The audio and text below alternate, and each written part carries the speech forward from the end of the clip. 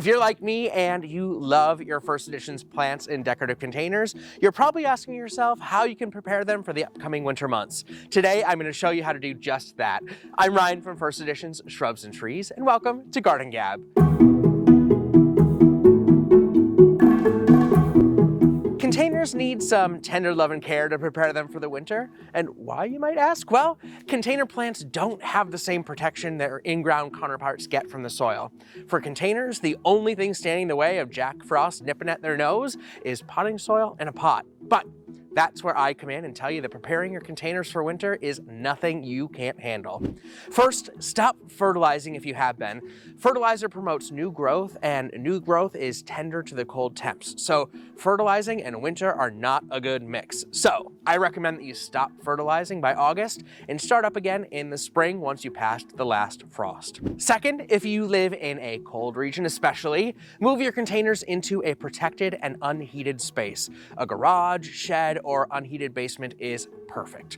If your containers are protected from the winter wind, you live in a climate that doesn't see considerable fluctuations in temperature, and the plants in your containers are rated for your hardiness zone, they should do just fine without being moved.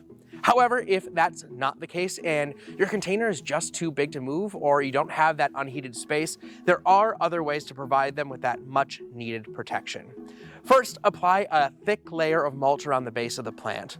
Then wrap the sides of the container in a protective and insulating material like some burlap or an old blanket. Also, group smaller containers that you can move around that larger container, and just like penguins who huddle together to keep warm for the winter, grouping containers will help shield them from those harsh conditions. Allow them to share the warmth and conserve any insulation. Also, you can go ahead and plant the shrub or tree into the ground. I love doing this because it allows me to do some fall planting, but it also means that next year I get to pick out a new First Edition shrub to feature in my containers. If you choose to plant, make sure to click the link in the description below to watch our video with all the details. Next, keep watering your plants. Your container plants need a little water to help them along in the winter. Water your containers about once a month using about a cup of water. And if you live in a climate where it snows, as I do in Zone 4, feel free to just grab a big snowball and place it at the crown of your plant. Make sure that you water your containers at midday when it's the warmest, so the water has a chance to soak in before the cool evening temps.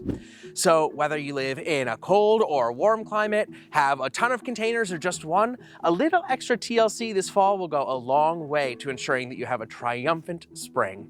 Thank you so much for watching, and remember to like and subscribe for more seasonal tips for your First Editions Shrubs and Trees. See you next time on Garden Gab.